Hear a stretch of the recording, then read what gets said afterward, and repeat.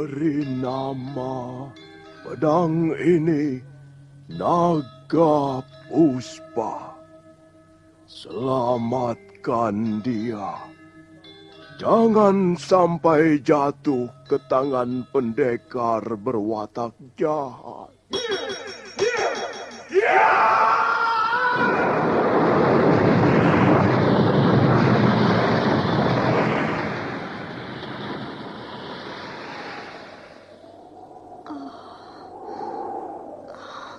Kakang Kamandanu, kau masih juga tidak percaya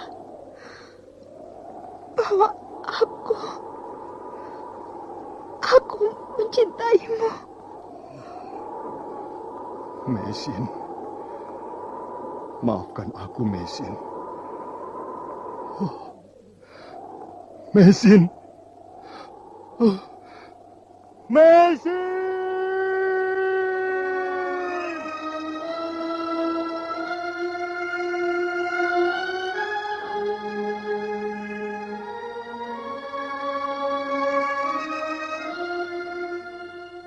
Tutur Tinula.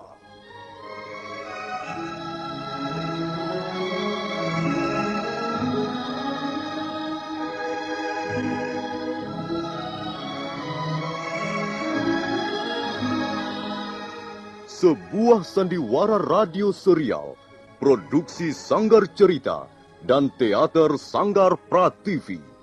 Sebuah kisah dengan latar belakang sejarah runtuhnya Singasari dan berdirinya Kerajaan Majapahit.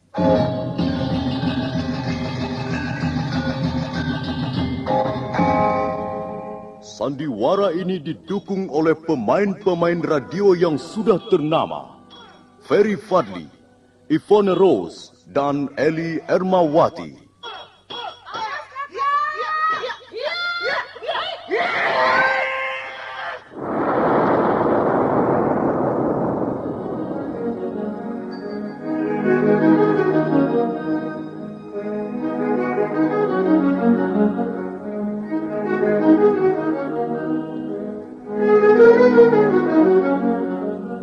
Cerita ini ditulis dan disusun oleh S. Tijab.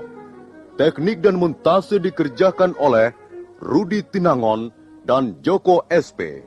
Sutradara EWS Yuwono. Kali ini mengetengahkan episode pertama dengan judul Pelangi di Atas Kurawa.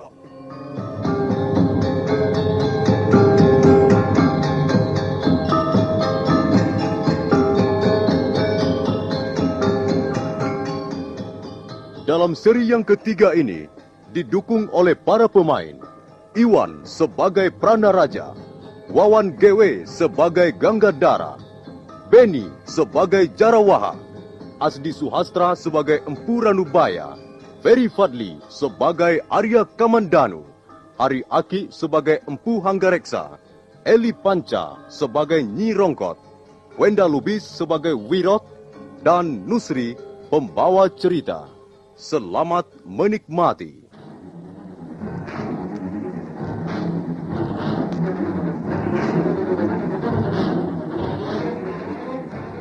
Pranaraja akhirnya turun tangan karena dirasa sikap petani tua itu sudah keterlaluan. Sebagai orang berpangkat yang sedang mengemban titah raja, dia merasa tersinggung dan diremehkan. Kemudian, dia memerintahkan agar Jarawaha dan Ganggadara bertindak.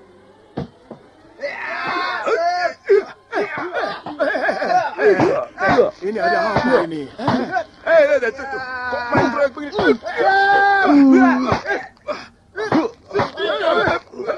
Tiga. Mundur Jarawaha, menepilah Ganggadara. Si tua bangka ini agaknya punya kepandaian juga, Tuan. Mundur kataku. Pak Tua, jadi kau mau pamer kepandaian di depan kami? Hah? Apa? Aku mau pamer kepandaian? Teman-temanmu itulah yang sok jago. Mentang-mentang prajurit Singasari, lalu main tendang, main pukul, main keroyok. Ya, Tentu saja aku tidak mau diperlakukan seperti itu. Kalau kau masih berkeras tidak mau melayani kami dengan baik, Hah? aku yang akan turun tangan. Sekarang ternyata kau yang ingin pamer kepandaian di depanku. Pak Tua, lihat. Aku membawa tanda pengenal dari istana. Kau tahu artinya? Hah? Tidak. Kurang ajar.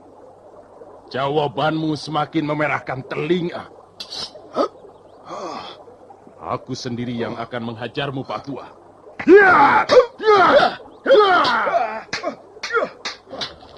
Hati-hati, Tuan. Orang tua itu cukup lincah dan gesit. Diam kau, Jarawaha. Kau telah melawan kami. Dan itu berarti melawan pemerintah Singasari. Terserah.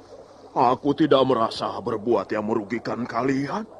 Aku bekerja di sawahku sendiri.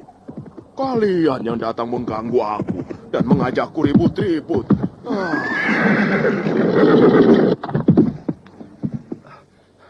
Ada apa, Paman Ranubaya? Mereka itu yang punya persoalan. Tanya saja pada mereka.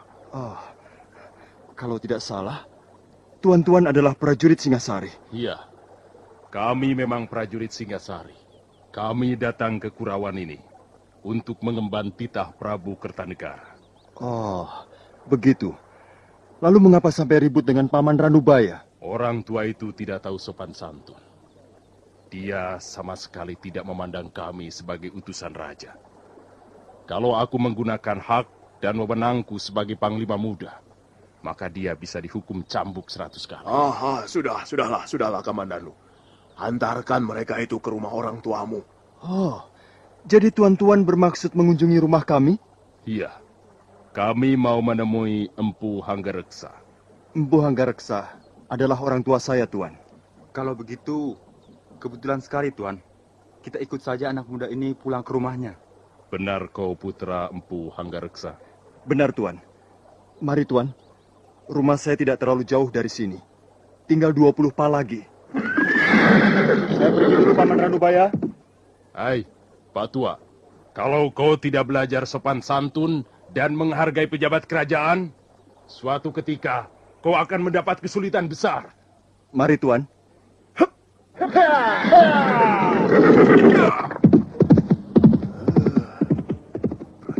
Prajurit Singasari. Apa yang mereka andalkan sebenarnya? Singasari, negeri buatan Kenaro. Aku melihat mendung tebal bergulung-gulung dari segala penjuru.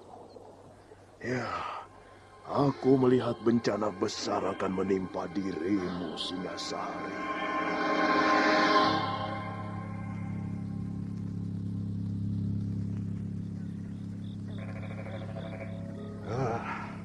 Mari tuan-tuan, silakan minum dan silakan mencicipi makanan desa Kurawan. Terima kasih Tuan Hanggareksa. Kami ikut merasa gembira dan bangga mendengar kebijaksanaan Sang Prabu Kertanegara. Wah, beliau itu raja yang arif, adil dan bijaksana. Beliau tak pernah melupakan budi baik seseorang. Sekalipun orang itu berasal dari kalangan bawah. Kita semua ikut menikmati hasil yang telah dicapai pemerintah Singasari. Ya, benar Tuan. Dengan diresmikannya prasasti Camunda, maka siapa saja yang dianggap berjasa membantu Singasari melebarkan sayapnya akan mendapat hadiah. Dan dalam hal ini, tak terkecuali Tuan Hanggareksa. Sebagai seorang ahli membuat senjata, tentulah jasa Tuan tidak dapat dianggap kecil. Bukan begitu, Jarawaha? Betul, Tuan.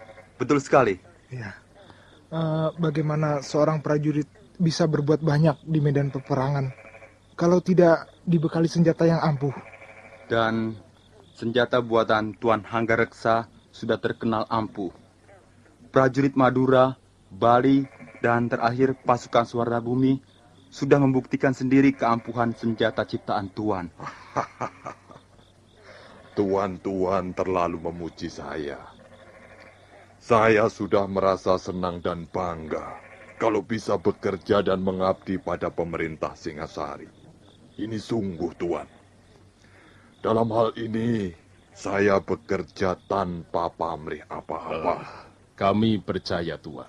Dan Prabu Kertanegara sendiri juga sepenuhnya percaya pada kemurnian pengabdian Tuan Hanggareksa. Itulah sebabnya Tuan diharapkan hadir dalam pertemuan di bulan Bhadrapada nanti. Sang Prabu ingin bertatap muka dan bicara langsung dengan orang-orang yang telah membantu beliau. Saya ini kan orang desa. Orang kecil yang tidak punya arti apa-apa.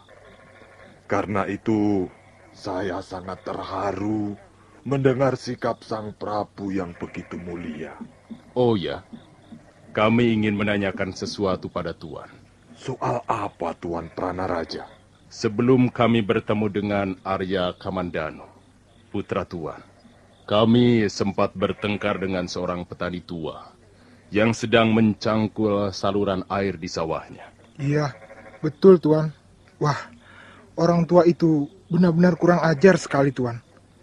Dia sama sekali tidak takut pada kami, walaupun tahu bahwa kami membawa amanat seorang raja. Ya, di samping kurang ajar, dia juga telah berani menghina pemerintah Singasari. Ini yang saya kira tidak bisa diampuni. Ya, saya pikir otaknya tidak genap lagi. Apa benar begitu, Tuan? Jangan hiraukan dia, Tuan-Tuan. Jangan dimasukkan ke hati. Putra Tuan memanggilnya dengan sebutan paman. Apakah Tuan masih tersangkut hubungan kerabat dengan orang itu? Oh, tidak, Tuan. Sama sekali tidak. Dia bukan sanak keluarga saya. Kami dulu memang pernah bersahabat. Tapi sekarang kami tidak pernah bertemu lagi, walaupun masih satu desa. Mungkin benar seperti yang dikatakan Ganggadara. Dia agaknya kurang beres otaknya. Ya, mungkin saja, Tuan. Soalnya saya sudah lama sekali tidak pernah bertemu dengannya. Siapa nama orang itu, Tuan? Namanya Empu Ranubaya. Sudahlah, Tuan. Lupakanlah saja. Dia barangkali tidak bermaksud sungguh-sungguh. Saya jamin, dia tidak akan berani mengganggu Tuan-Tuan lagi. Baiklah. Maaf, Tuan Hanggareksa. Kami ingin istirahat. Silahkan, Tuan-Tuan, silahkan. Ruangan sudah disediakan untuk sekedar, merebahkan badan. Maaf, beginilah keadaan rumah kami. Serba sederhana. Ya, maklumlah rumah desa, Tuan. Ini sudah lebih dari nyaman, Tuan.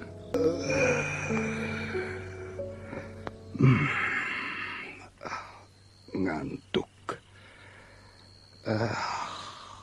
Apa enaknya tidur saja ya? Nanti kalau Bapak Guru mencari, bagaimana?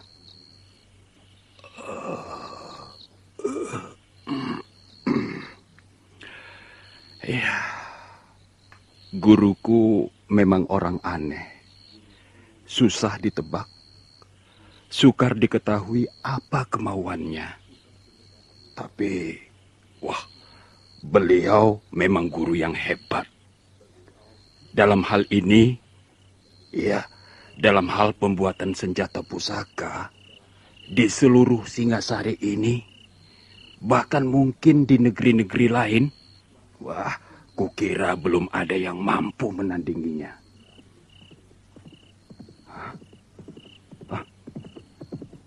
Siapa itu malam-malam datang kemari?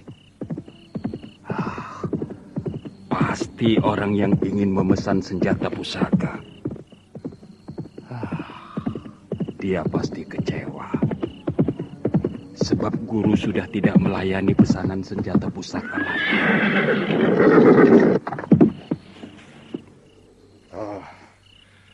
Apakah aku bisa bertemu dengan Empu Ranubaya? Bukankah Tuan... Ya, betul. Aku Hanggareksa, sahabatnya. Apakah kau Wirot? Iya, Tuan. Saya Wirot. Mana Kakang Ranubaya? Apakah aku bisa menemuinya? Sekarang ini tidak di rumah, Tuan. Di mana aku bisa menemuinya, ha? Apakah harus sekarang, Tuan? Aku besok pagi sudah harus berangkat ke kota Singasari. Kalau begitu, mari ikut saya, Tuan.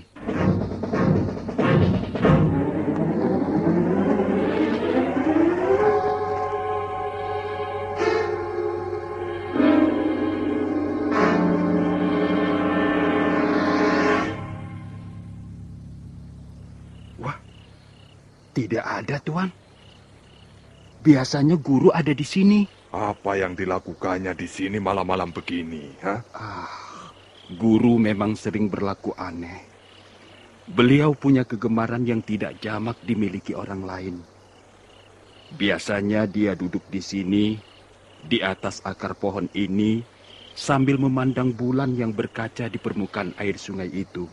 Ya, beliau kadangkala betah duduk di sini sampai menjelang pagi, Tuan. Mengapa begitu? Mestinya gurumu lebih mapan. Karena sekarang usianya sudah agak lanjut. Saya hanya seorang murid, Tuan. Pengetahuan seorang murid terbatas. Paling banter sebatas pinggang gurunya, Tuan. Iya. Lalu, kalau begitu di mana dia sekarang, Wirot? Apakah tidak ada tempat yang lain yang biasa dikunjungi Kakang Ranubaya? Ada, Tuan, ada. Tapi sudah hampir 1 bulan ini beliau tidak mengunjungi tempat itu. Ya, siapa tahu dia ada di sana. Baiklah. Mari ikut saya, Tuan. Mudah-mudahan saja guru ada di sana. Iya.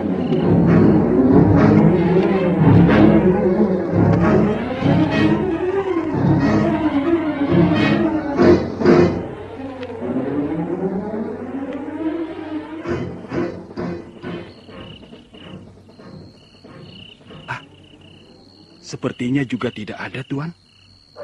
Pintu gubuk sudah tertutup rapat.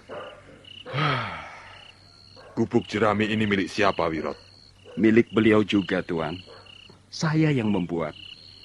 Tempat ini biasa dipergunakan guru untuk menikmati mangkok tuaknya, Tuan. Oh, begitu.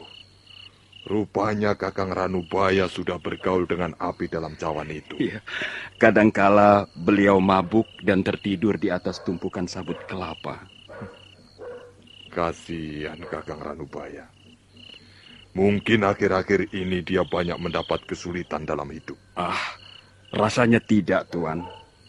Beliau biasa-biasa saja. Hidupnya sangat sederhana. Yang jelas beliau tidak pernah memusingkan persoalan-persoalan duniawi. Kalau tidak, mengapa dia minum tua? Soal itu, beliau pernah berkata pada saya, Tuan. Wirot, aku tahu api ini panas.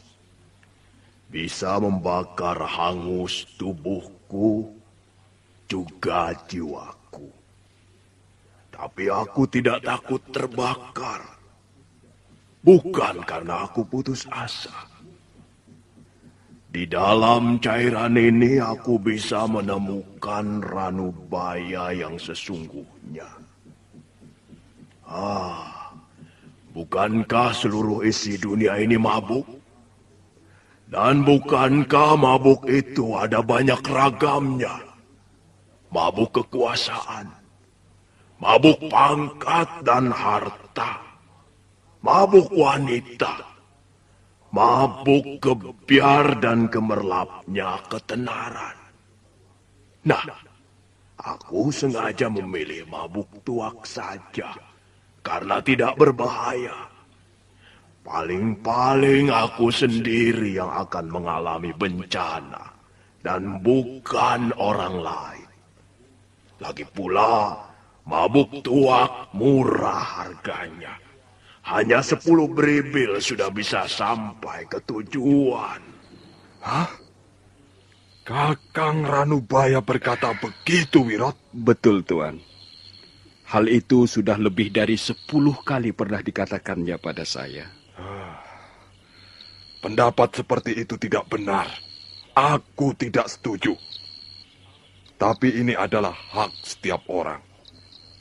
Baiklah, sekarang kemana lagi kita harus mencarinya, Wirot? Kemana lagi ya?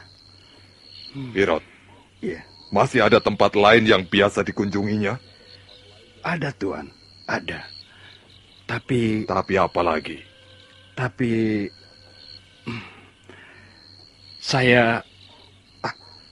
saya tidak berani mengantar Tuan ke tempat itu.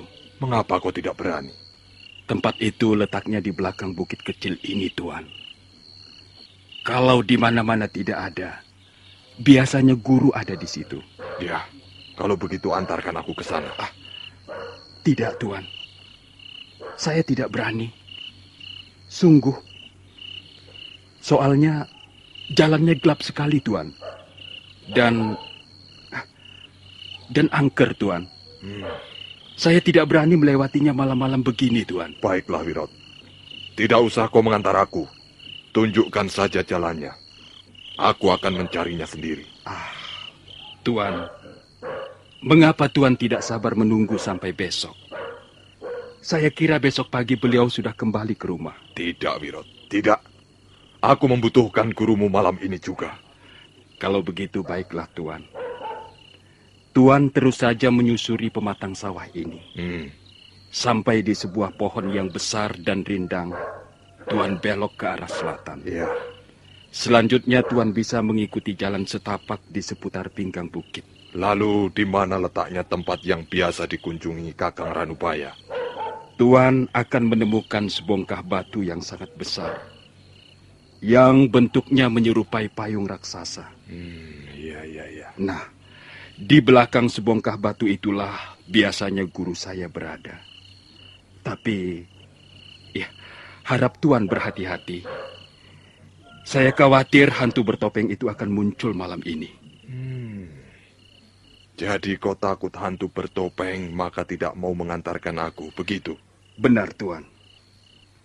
Hantu itu, menurut cerita guru saya, sangat kejam, Tuan. Apalagi bagi orang yang belum dikenalnya dan baru pertama kali melewati daerahnya. Ya, sudahlah. Kau boleh kembali, Wirot. Biar aku temui sendiri gurumu.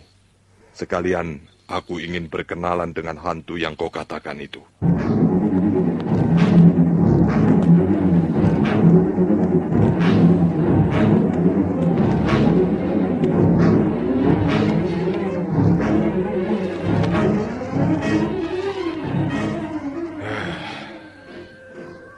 Memang benar apa yang dikatakan Wirot. Gelap sekali tempat ini. Untung aku sempat mencabut obor minyak jarak di depan gubuk itu tadi. Kalau tidak, mataku tidak bisa melihat apa-apa. Tempat ini memang menyeramkan. Untuk apa Kakang Ranubaya pergi ke tempat seperti ini malam-malam begini? Empu Hanggareksa baru saja akan melangkah untuk melanjutkan perjalanannya ketika mendadak sebuah bayangan berkelebat ringan. Kurang ajar. Siapa kau? Bayangan itu tidak menjawab sapaan Empu Hanggareksa, melainkan terus menyerang. Jawab pertanyaanku. Kaukah hantu yang menunggu tempat ini?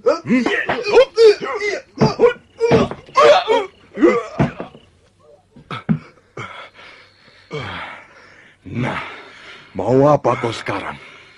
Masih ingin mencoba Empu Hanggareksa? Kau ternyata hantu gadungan. Coba, aku ingin tahu wajah di balik topengmu ini. Empu Hanggareksa sambil menjepit lengan hantu bertopeng, menyingkapkan topeng di wajah hantu itu.